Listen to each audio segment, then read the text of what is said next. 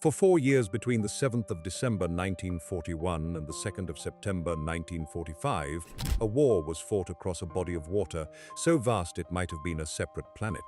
From the sands of Tarawa to the cliffs of Iwo Jima, from the malarial jungles of Guadalcanal to the freezing thin air 25,000 feet above Tokyo Bay, the Pacific War was, by almost every measure, the most punishing campaign the United States had ever fought. 1 million American servicemen would set foot on its islands. More than 110,000 of them would not come home. And among the young men in the troop ships, the carrier wardrooms, the cockpits of transport gliders, and the gun turrets of long-range bombers, there were a handful who, in the years that followed, would walk onto Hollywood soundstages and into the homes of millions through the new medium of television. This is the story of 12 of them. Some came home with permanent injuries. Some came home spared by a single accident of fate. Some came home to fame they had not asked for. All of them came home with the Pacific carried inside them, and most of them never spoke of it. Tyrone Power, Marine pilot VMR 353 in 1939, Tyrone Power was the second biggest box office draw in the United States. He was 25 years old, by popular acclaim one of the handsomest men in motion pictures, with a wife, a mansion, and a contract with 20th Century Fox. He could have spent the entire war making patriotic recruitment films from a soundstage in Burbank. He chose instead to enlist as a private in the United States Marine Corps. He had earned his civilian pilot's license before the war. He enlisted on the 24th of August 1942, completed boot camp at the Marine Corps Recruit Depot in San Diego, and attended officer candidate school at Quantico. He was commissioned a second lieutenant in 1943 and earned the wings of a Marine aviator at Corpus Christi, Texas.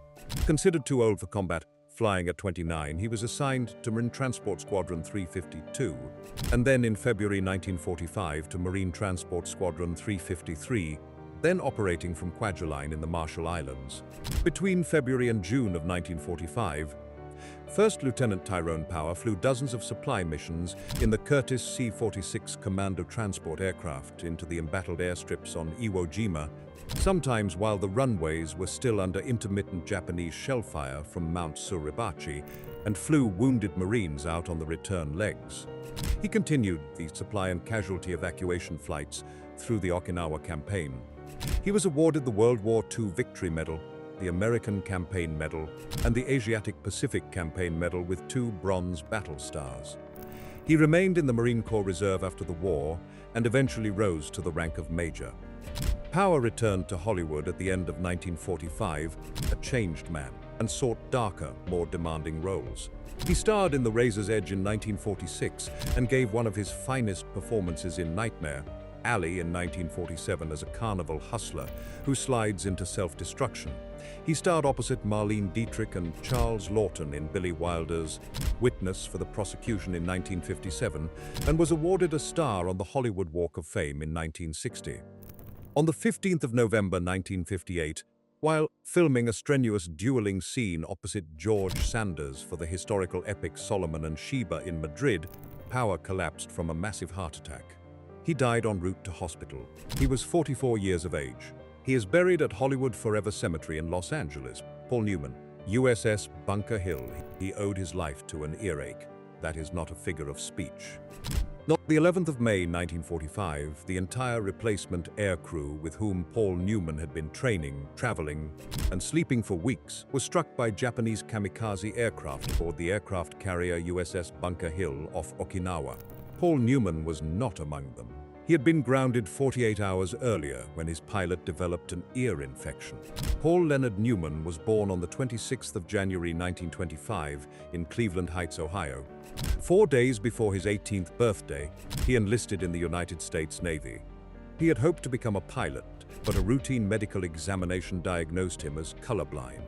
He was retrained as a rear-seat radio man and gunner for torpedo bombers, qualified at Naval Air Station Barbers Point on Oahu, and was assigned to a series of replacement torpedo squadrons whose function was to train aircrew for the carrier fleet.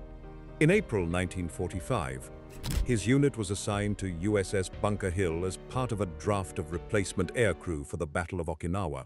He and his pilot were just days from joining the rest of their squadron on the carrier when his pilot developed an ear infection. They were both grounded. The rest of their squadron flew on without them. On the morning of the 11th of May 1945, two Japanese kamikaze aircraft struck USS Bunker Hill within 30 seconds of one another while she was supporting the invasion of Okinawa. Nearly 400 crewmen and airmen were killed, including the entire contingent from Newman's torpedo squadron present aboard. Newman, grounded by his pilot's ear infection, was not on the ship that morning. The Bunker Hill, though gravely damaged, did not sink. Newman was discharged at the rating of Aviation Radioman Third Class in January 1946 with the Combat Action Ribbon, the Asiatic Pacific Campaign Medal, the World War II Victory Medal, and Combat Air Crew Wings. He used the GI Bill to complete a degree at Kenyon College and studied at the Actors Studio under Lee Strasberg. He starred in Cat on a Hot Tin Roof, The Hustler, Cool Hand Luke, and Butch Cassidy and the Sundance Kid. He received 10 Academy Award nominations across his career, finally winning Best Actor for The Color of Money in 1986, along with an Academy Honorary Award and the Jean Hersholt Humanitarian Award. In 1982, he founded Newman's Own, the food company that has donated over $550 million to charity. Paul Newman died of lung cancer on the 26th of September 2008 at his farmhouse in Westport, Connecticut. He was 83 years of age. Henry Fonda, USS Curtis, Bronze Star. Henry Fonda had played working men on screen for 10 years, the migrant Tom Joad, the young Abraham Lincoln, the ordinary American facing extraordinary times. When the war came, he refused, in his own famous phrase, to be in a fake war in a studio. On the 24th of August 1942, at the age of 37, he walked into a Navy recruiting office in Los Angeles and enlisted as an ordinary seaman. He graduated in the top 10 of his quartermaster school class and was assigned in May 1943 to the destroyer USS Satterley. His superiors quickly persuaded him to apply for a commission. He was made a lieutenant junior grade and was assigned, after a brief and miserable spell making training films in Washington, to training as an air combat intelligence officer at Naval Air Station Quonset Point in Rhode Island. From May 1944 through August 1945, Lieutenant Fonda served as Assistant Operations Officer and Air Combat Intelligence Officer aboard USS Curtis in the Central Pacific. He helped plan and execute the air operations that struck Japanese installations across the Carolines and the Marianas and supported the air assault on Iwo Jima and Okinawa. His Bronze Star citation praised his professional ability and untiring energy in operations that ultimately culminated in the strategic air campaign against the Japanese home islands. He was discharged in November 1945 with the rank of lieutenant. He gave some of the finest performances of his career after the war. He played Wyatt Earp in John Ford's My Darling Clementine, Lieutenant Douglas Roberts in Mr. Roberts, and Juror Number 8 in 12 Angry Men. He won the Academy Award for Best Actor for On Golden Pond in 1981, opposite his daughter, Jane Fonda and Katharine Hepburn, having received an Academy Honorary Award the previous year. Henry Fonda died of heart disease on the 12th of August 1982 in Los Angeles. He was 77 years of age. Lee Marvin Saipan, Purple Heart of every man in this documentary. Lee Marvin came closest on a single afternoon in 1944 to being killed outright. He was rebellious and frequently expelled from school. On the 12th of August 1942, against his father's wishes, he enlisted in the United States Marine Corps. He was trained as a scout sniper and assigned to Item Company, 3rd Battalion, 24th Marine Regiment, 4th Marine Division. He fought at Kwajalein in January 1944 and at Eniwetok the following month, participating in some 21 separate amphibious assaults on Japanese-held islands across the Central Pacific. Then, on the 18th of June 1944, during the assault on Mount Tapochau, the highest peak on Saipan, his company was decimated by entrenched Japanese machine gun fire. In 15 minutes, he would later say, the company was reduced from 247 men to 6. Marvin himself was hit below the spine. The bullet severed his sciatic nerve. Moments later, a Japanese sniper shot him through the foot. He narrowly escaped permanent paralysis. He spent the next 13 months in naval hospitals on Guadalcanal, in Hawaii, and finally in Boston. He was medically discharged on the 24th of July 1945 with the rank of Private First Class and the Purple Heart. In 1965, he won the Academy Award for Best Actor for his dual comic role in Cat Ballou, along with a Golden Globe, a BAFTA, and the Silver Bear at the Berlin International Film Festival. He starred as Major John Reisman in The Dirty Dozen in 1967, played the gunfighter Liberty Valance in John Ford's The Man Who Shot Liberty Valance, and starred in John Borman's Point Blank. Lee Marvin died of a heart attack on the 29th of August 1987 in Tucson, Arizona. He was 63 years of age. He is buried at Arlington National Cemetery. Eddie Albert, Tarawa, Bronze Star with V, the dignified American actor who would, 20 years later, become the smiling suburban farmer Oliver Wendell Douglas in the long-running sitcom. Green Acres had once been a lieutenant junior grade in the United States Navy at the wheel of a Higgins boat off the coral reef at Betio in the Tarawa Atoll. Edward Albert Heimberger was born on the 22nd of April 1906 in Rock Island, Illinois. He was 36 years old when, on the 9th of September 1942, he enlisted in the United States Coast Guard and was later transferred to the United States Naval Reserve as a lieutenant junior grade. On the 20th and 21st of November 1943, during the Battle of Tarawa, Lieutenant Junior Grade Albert, then a salvage officer attached to the troop transport USS Sheridan, disobeyed his salvage orders to rescue wounded Marines stranded on the coral reef under sustained Japanese machine gun fire.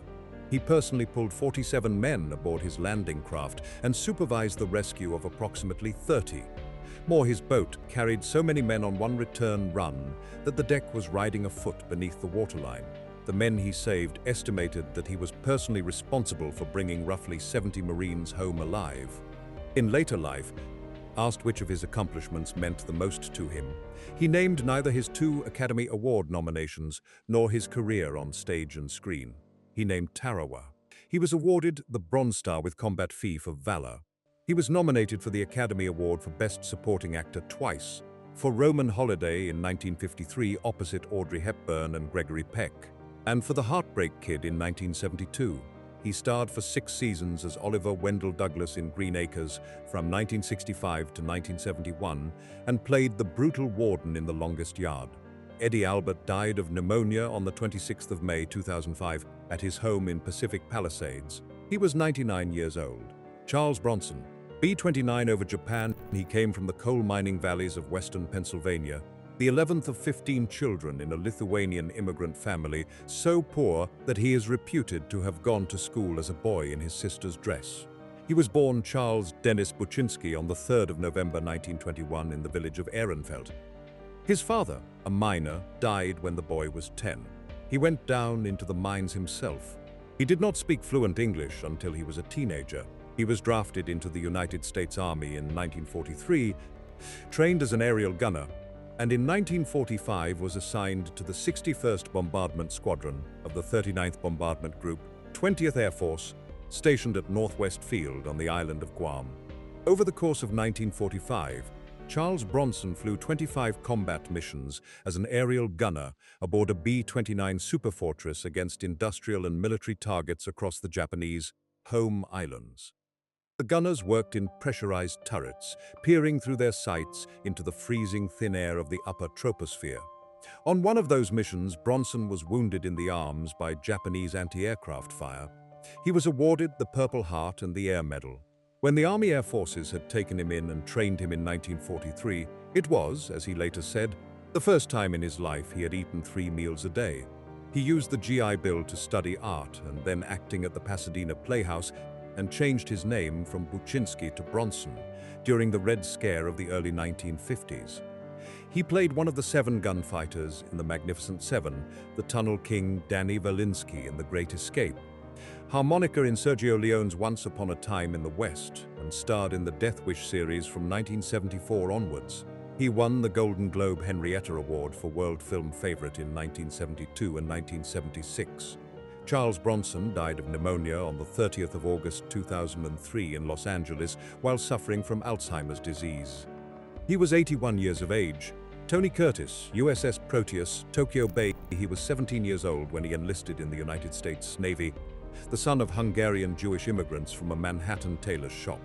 Inspired by his own account, by Cary Grant in the 1943 submarine drama Destination Tokyo and Tyrone Power in Crash Dive, he had walked into a recruiting office shortly after Pearl Harbor.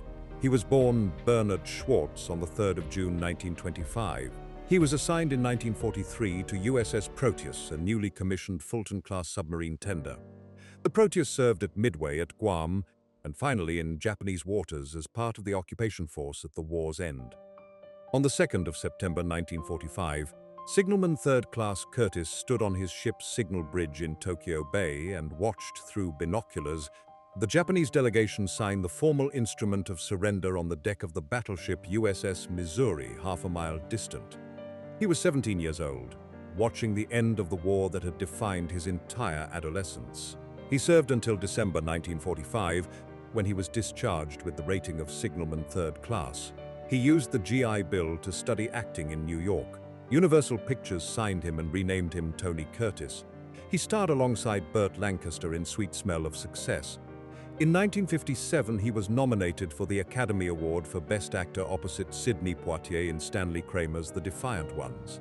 In 1959, he played the cross-dressing musician Joe in Billy Wilder's Some Like It Hot, opposite Marilyn Monroe and Jack Lemmon, and Antoninus in Stanley Kubrick's Spartacus in 1960. Tony Curtis died of cardiac arrest on the 29th of September 2010 at his home in Henderson, Nevada. He was 85 years old. Don Adams, Guadalcanal survivor, the comic actor who would, 20 years later, become beloved to millions as the inept secret agent Maxwell Smart, was once a teenage Marine in the jungles of Guadalcanal. Donald James Yami was born on the 13th of April 1923 in Manhattan. He dropped out of DeWitt Clinton High School and in 1941 enlisted in the United States Marines, together with two cousins, the Caravellas brothers. He was initially assigned to the 3rd Marine Regiment in Samoa for advanced jungle warfare training and was subsequently sent to Guadalcanal as a replacement. During the United States' first ground offensive of the Pacific War between August 1942 and February 1943, Yami fought as a United States Marine. According to multiple later sources, including the public statements of his own family, he was the only member of his platoon to survive. He was evacuated when he contracted blackwater fever, a particularly severe complication of malaria with a survival rate of approximately 10%, and spent more than a year in a Navy hospital in New Zealand, fighting his way back to life. He had enlisted by his own admission as an atheist. In his hospital bed praying to survive, he returned to the Catholic faith of his childhood. He recovered, was found unfit for further combat duty, and was sent back to the United States as a Marine drill instructor. Holding the rank of corporal, he was discharged in 1945. He developed a clipped speaking voice that would become one of the most imitated comic voices in American television. In 1965, he was cast as Maxwell Smart, Secret Agent 86 in the Mel Brooks and Buck Henry parody Get Smart. He won 3 consecutive Emmy Awards for the role between 1967 and 1969. From 1983 onwards, he voiced the bumbling cartoon Detective Inspector Gadget. Don Adams died of a lung infection on the 25th of September 2005 at Cedars-Sinai Medical Center in Los Angeles. He was 82 years old. His headstone bears the seal of the United States Marine Corps. It reads, "Proudly served his country during World War II." Clifton James, 42 months in the South Pacific, the actor who would become forever known to audiences as the Louisiana sheriff who chased James Bond across 2 continents, was in earlier life an infantry platoon sergeant in the United States Army. George Clifton James was born on the 29th of May 1920 in Spokane, Washington. He enlisted in the United States Army in January 1942, just weeks after the Japanese attack on Pearl Harbor. The 41st Infantry Division, known as the Sunset Division, was among the first American formations sent to the Southwest Pacific Theater. From January 1942 through August 1945, Staff Sergeant James served 42 consecutive months overseas with Company A of the 163rd Infantry Regiment. He fought through the New Guinea campaign of 1943-44 in some of the most punishing terrain on Earth, and through the liberation of the Philippines in 1945. He was wounded in action on 2 separate occasions. He was awarded the Silver Star, the 3rd highest American decoration for valor, for an act of personal gallantry in close combat. along with the Bronze Star, 2 Purple Hearts, the Combat Infantryman Badge, and 6 Battle Stars on his campaign ribbon. He attended the University of Oregon on the GI Bill, where he discovered acting and graduated from the Actors Studio. He played the floorwalker prison guard Carr in Cool Hand Luke in 1967 and the irrepressible Sheriff J.W. Pepper opposite Roger Moore in Live and Let Die in 1973, and again in The Man with the Golden Gun in 1974. He played the corrupt baseball owner Charles Comiskey in John Sayles' 8 Men, out in 1988. Clifton James died of complications from diabetes on the 15th of April 2017 in Gladstone, Oregon. He was 96 years of age. Jackie Coogan, Operation Thursday. Burma. He had been the most famous child actor in the world before he was 10 years old. At the age of 4, Jackie Coogan met Charlie Chaplin, who cast him as the lead opposite himself in the silent film The Kid, released in 1921. The picture made the 7-year-old Coogan one of the first child stars in the history of cinema. In the late 1930s, he discovered that almost the entire fortune he had earned as a child had been spent by his mother and stepfather. The legal case that followed led directly to the passage of the so-called Coogan Act in 1939, which, to this day, protects the earnings of child performers in the American entertainment industry. He enlisted in the United States Army in March 1941, 9 months before Pearl Harbor. After the Japanese attack, he requested transfer to the United States Army Air Forces and volunteered for hazardous duty with the 1st Air Commando Group, the experimental American unit being sent to support British Special Forces operations in Burma. On the night of the 5th of March 1944, Flight Officer Coogan was one of the American glider pilots who flew Operation Thursday, the great glider deep penetration assault that landed Major General Ord Wingate's British Chindit Special Forces 100 miles behind Japanese lines in the jungles of Burma. Of the 67 gliders that took off, only 35 reached the landing zone, codenamed Broadway. Coogan was among the pilots who made it. He was awarded the Air Medal and the Asiatic Pacific Campaign Medal with 3 Bronze Battle Stars. He returned to Hollywood at the end of the war, but never recaptured the stardom of his childhood. In 1964, at the age of 50, he was cast as the eccentric Uncle Fester in the television comedy The Addams Family. The show ran for 2 seasons and made Uncle Fester his second great character, half a century after The Kid. He received a star on the Hollywood Walk of Fame in 1972. Jackie Coogan died of cardiac arrest on the 1st of March 1984 in Santa Monica, California. He was 69 years of age. Russell Johnson, shot down over the Philippines, he would, in middle age, become the most beloved scientist on American television.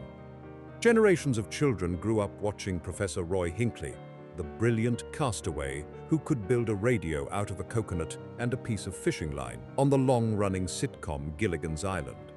He never told the children watching that he had once flown 44 combat missions over the Pacific. Russell David Johnson was born on the 10th of November 1924 in Ashley, Pennsylvania. His father died of pneumonia when the boy was 8. He was sent to Girard College, a charitable boarding school in Philadelphia for fatherless boys. After he graduated from high school, he enlisted in the United States Army Air Forces as an aviation cadet, was commissioned as a second lieutenant in January 1944, and assigned as a bombardier to the 100th Bombardment Squadron, 42nd Bombardment Group, 13th Air Force in the Southwest Pacific. The 13th Air Force, known as the Jungle Air Force, flew low-level bombing and strafing runs against Japanese supply lines, airfields, and shipping. At 50 feet above the water, a single round through an engine could mean a ditch, and almost certainly drowning. On the 4th of March 1945, on his 44th combat mission, 2nd Lieutenant Johnson, flying as navigator aboard a B-25 Mitchell over Zamboanga, Mindanao, was shot down by Japanese anti-aircraft fire. Both engines of his aircraft caught fire. Shrapnel killed the radio operator beside him and broke both of Johnson's ankles. The aircraft ditched in the sea. 2 of the 3 B-25s in the flight were lost in the same engagement. Johnson, with both ankles broken, was pulled from the water by his surviving crew and rescued an hour later. He received the Purple Heart, the Air Medal with Oak Leaf Cluster, and the Bronze Star, and was honorably discharged with the rank of First Lieutenant. He used the GI Bill to enroll at the Actors Lab in Hollywood and worked steadily in 1950s westerns and science fiction films, including It Came from Outer Space and This Island Earth. In 1964, he was cast as Professor Roy Hinckley on Gilligan's Island. The show ran for 3 seasons and has been broadcast in continuous reruns for over 60 years.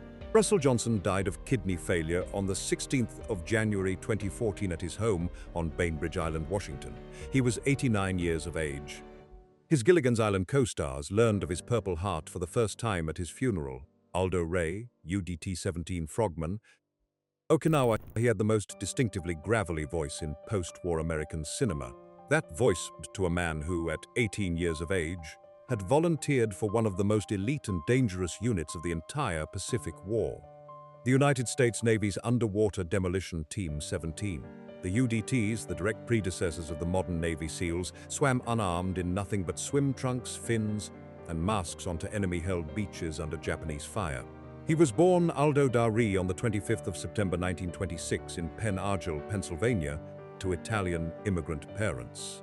He grew up in the small town of Crockett on the eastern shore of San Francisco Bay. He was 18 years old in 1944 when he enlisted in the United States Navy and volunteered for the underwater demolition teams. In March and April of 1945, Aldo Ray and his teammates of UDT-17 took part in the largest UDT operation of the entire Second World War, the invasion, reconnaissance, and demolition of the beaches at Okinawa. Nearly 1,000 frogmen from 8 separate UDTs worked the cold Pacific waters off the island for days before the main Marine and Army landings of the 1st of April. They cleared coral obstacles. They blasted away the pointed wooden stakes the Japanese had set into the reefs. They worked unarmed, exposed, and almost continuously under enemy fire. Ray survived Okinawa. In 1983, the UDTs were redesignated as the United States Navy SEAL teams. Aldo Ray's UDT-17 was, in the most direct sense, the unit from which the modern Navy SEALs descend. He was discovered for the screen entirely by accident while working as the constable of his hometown of Crockett. He was nominated for the Golden Globe Award for Best Newcomer in 1953. He starred in George Cukor's The Marrying Kind opposite Judy Holliday, again for Cukor in Pat and Mike opposite Spencer Tracy and Katharine Hepburn, and as Marine Private Andy Hookins in Raoul Walsh's Battlecry in 1955, drawing directly on his own wartime service. He starred opposite Humphrey Bogart and Peter Ustinov in We're No Angels, and played Sergeant Muldoon opposite John Wayne in The Green Berets in 1968. Aldo Ray died of throat cancer on the 27th of March 1991 in Crockett, California, the same town where he had grown up. He was 64 years old, 12 men, 12 different theaters of the same war: the air, the sea, the jungle, the reefs, the cockpit, the foxhole. Most of them never spoke of it on screen. All of them carried it for the rest of their lives. If you found this documentary on the Hollywood heroes of the Pacific War worthwhile, subscribe for more stories like this. Thank you for watching.